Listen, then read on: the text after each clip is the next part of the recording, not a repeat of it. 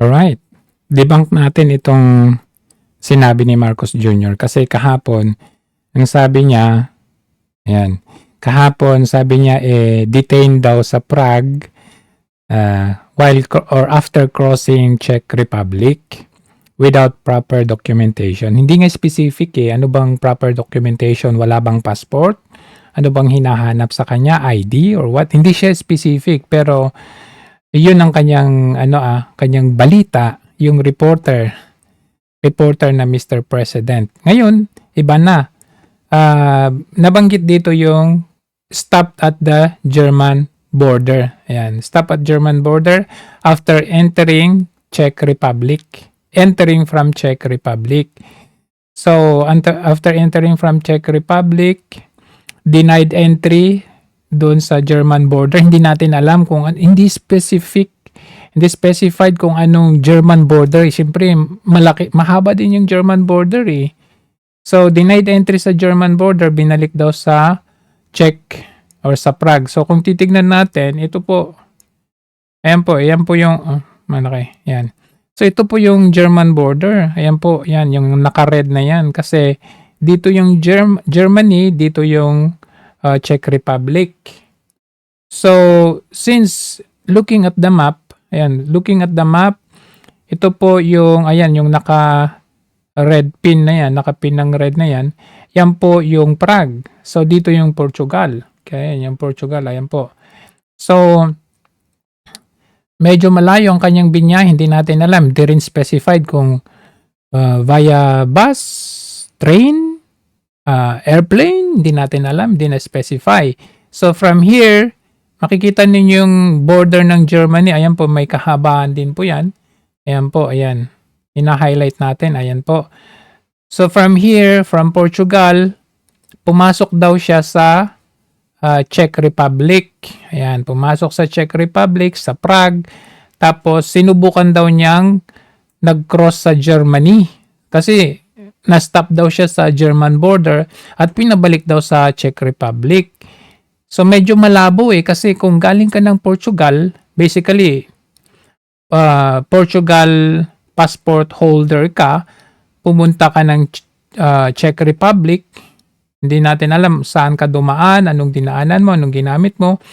Pero, most likely, madadaanan mo muna ang Germany bago Czech Republic. So, 'di ba ganoon naman ang mga nandiyan sa yung sa may Europe, dadaan ka ng Germany, pupunta ka ng Vienna, pupunta ka ng Hungary, mga ganun, or pupunta ka ng Poland, punta ka ng Netherlands. So madadaanan mo dadaanan mo din yung mga yan unless kung halimbawa galing ka ng Portugal, no? Tapos dadaan ka ng France, pupunta ka ng Switzerland. Ayan, pupunta ka ng Switzerland. So, yan yung border na dadaanan mo.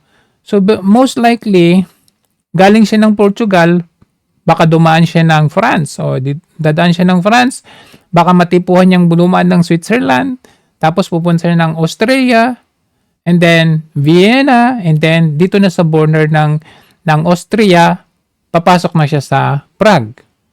Or, dadaan siya ng France, na tipuhan niyang pumunta ng Belgium, dadaan siya ng Germany, and then pupunta ng Prague.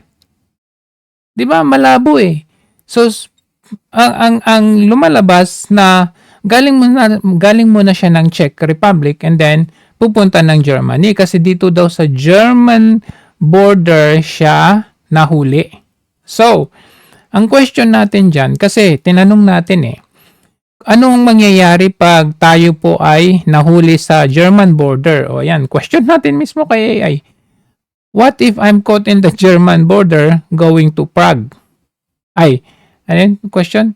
Going to Prague. Ganon. Sabi niya gito, getting caught at the border without authorization can lead to immediate entry refusal.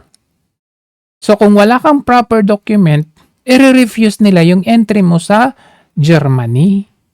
Hindi yung detain ka agad, hindi yung kulong ka agad. Hindi yung aresto. Grabe, di ba? Pwede kang ma-fine, pwede kang ma-permanent entry ban.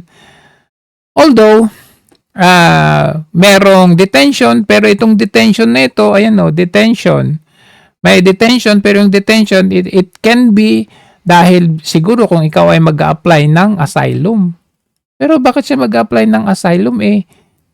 Nasa Portugal na nga siya, may passport na nga siya doon sa Portugal, di ba?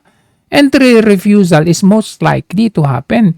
So sabi niya, if you lack a valid passport, sabi niya, the federal police may deny you entry immediately. Over 3,000 people were denied entry in the early 2025 alone.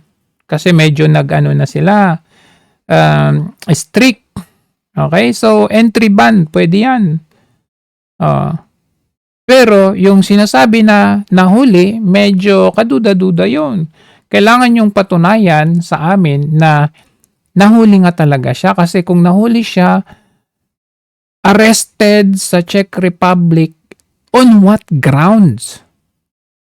Kasi kung kulang sa papel, kulang sa dokumento, that's not enough ground para ikaw ay arestuhin. Kalokohan, di ba? May maibalita lang kayo para sabihin na, may ginagawa naman kami dito sa flood control, pero wala kayong proof. Pakitaan nyo kami ng ganitong proof. Ganito. Maalala nyo nung si Alice Goa ay hinuli sa Indonesia. Mismo, ang nagpakita ng video at kumuha ng video ay Indonesian Interpol. Hindi po Philippine Authority. Dito, inutil na naman yung Pilipinas dito kasi hindi ang Pilipinas ang humuli kundi ang Indonesian Interpol. Panoorin natin. May video to may video. Indonesian authorities released a video taken during the arrest of dismissed Philippine Mayor Alice Goa. An Indonesian police official says Goa was aided by several people while she was hiding in Jakarta. Zian Ambrosio tells us more. The chief of Interpol's International Relations Division in Indonesia told the ABS-CBN news team that they were with the Polda Metro Jaya and Polrestra Bandung or Indonesian police to arrest former Bamban Mayor Alice Goa.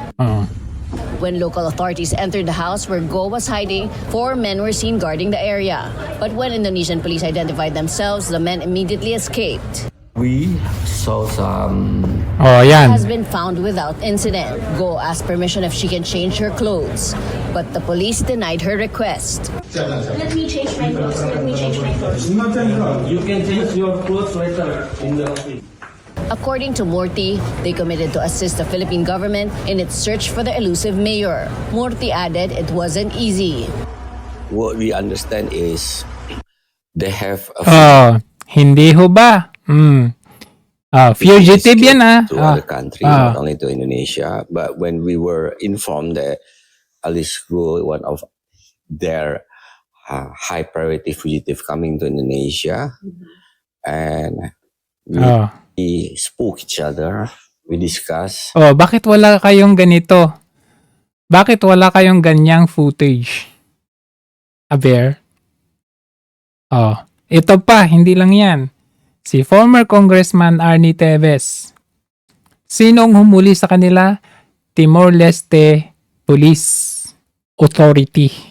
Hindi po Pilipinas na naman. Kainutilan na naman ng Pilipinas. Eto, tingnan ninyo. Sinong kumuha ng footage na to? This is the drone footage of the Timor-Leste government police entering Top Golf driving range and bar in the city of Dili. Former Negros Oriental Congressman Arnolfo Teves, who was wearing a white shirt, was practicing his golf swing when he was approached by the authorities. He raised his arms and was escorted to a police vehicle. Operatives of the National Bureau of Investigation monitored his arrest. Nabugol ito at siyempre dahil sa tayo ay mga foreign law enforcement, hindi tayo pwedeng mag-participate. The NBI arrived in Timor-Leste last Wednesday and met President Jose Ramos Horta. They explained the red notice issued by the Interpol against Teves and the cancellation of his passport that was ordered by the court. Sinabi po namin kung ano ang naging posisyon ng ating gobyerno at nagpapasalamat kami dahil mabilis ang aksyon nila.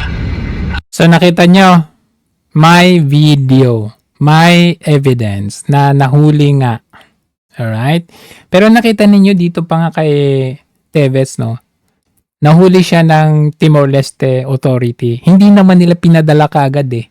It took a year siguro 1 year something bago nila na i-turn over kay Tevez. Hindi po ganun kadali. Kaya yung sinasabi ni Remulla, John Vic, Mr. Prescon, na mapapauwi daw ng Pilipinas within 1 week to 3 weeks ay imposible po yon. Unang-una, hindi po ganun kadali. Lalo na pag lalaban si Zaldico sa asylum seeking. Or lalaban siya doon sa deportation. Sasabihin niya, in danger ang kanyang buhay.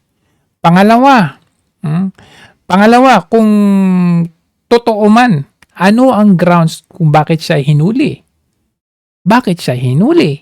Pwede naman kung kulang lang pala siya sa papel, re-refuse lang siya sa entry whether Germany man yan or Czech Republic man yan o kung saan man yan sa Europe.